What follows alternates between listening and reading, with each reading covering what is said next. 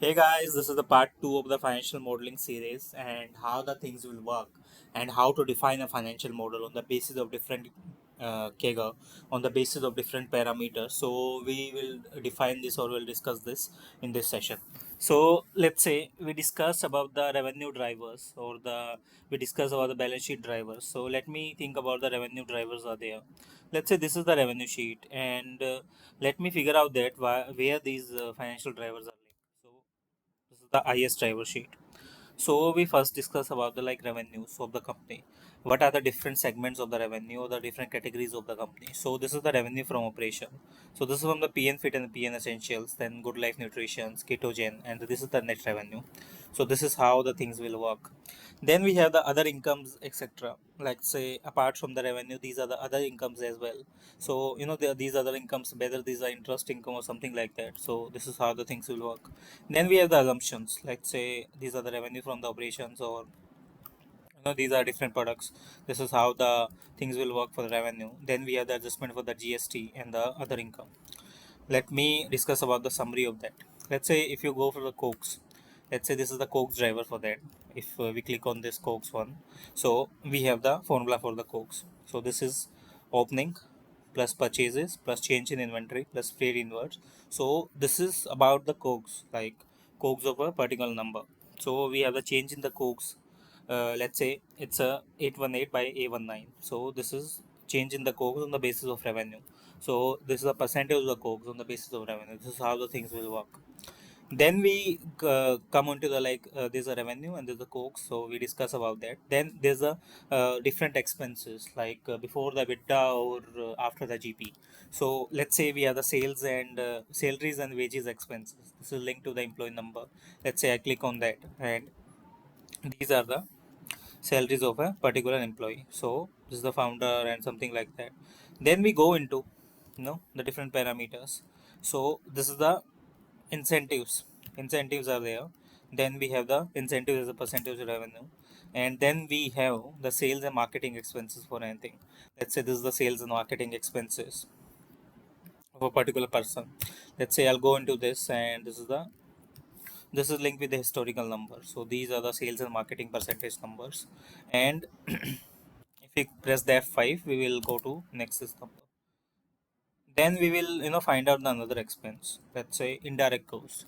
Like there's a lot of the indirect costs in a business that are different from the things that are related to the different parameters of a company. Let's say I'll click on this indirect cost. I'll click on this, and this is the indirect cost of a company. So it's office rent expenses, design cost, friendly orders, development cost, promotional expenses, legal and professional fees, agency charges, research lab related expenses, and other indirect expenses.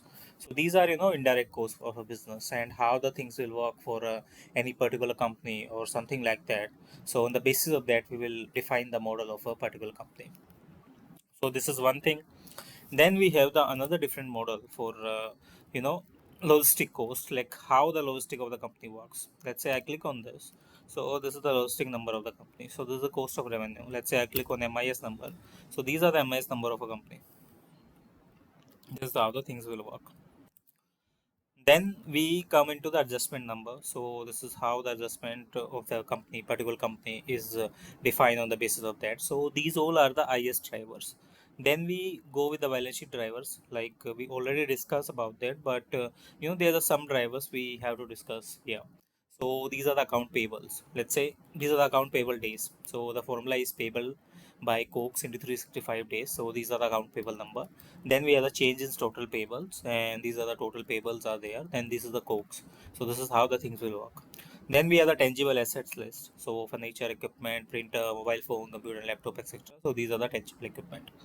Then we go into the another thing of intangible assets. So whether these are the softwares or trademark or licenses, so these are the intangible asset list. On the basis of that, we will define the number. This is how the intangible of a company work, and this is how the different parameters of the company is on the basis of that. Then we have the debt schedule. Let's say this is the loan amount, and this is the annual interest rate, or this is the monthly interest rate. So this is how the debt schedule of the company work. Let's say this is the loan from the founder one, and we have to calculate the debt the we have to calculate the interest on these debt, and apart from that we have the bank or the beginning of that principal amount or the interest amount from the loan to of the banks. So this is how the things of the particular company will work.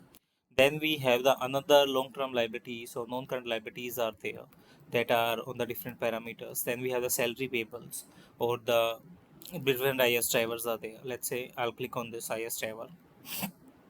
So this is the IS driver of the salary. Then I choose the other current assets, let's say investment assets, or the other current assets, or the short term loans and advances are there. So security deposits are there, and other loans and advances are there. So this is how something like that.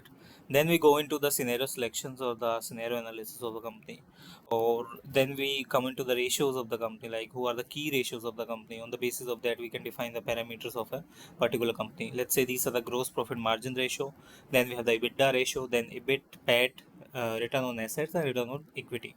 Then we have the return liquidity ratios, let's say current ratios or the working capital ratio, whether this is an inventory turnover ratio, receivable days, payable days, or cash conversion days. And we have the capital structures or funding metrics are also there, that is defined on the different parameters that we are working on the for the market. In the next video, we are going to discuss about the valuation of a company.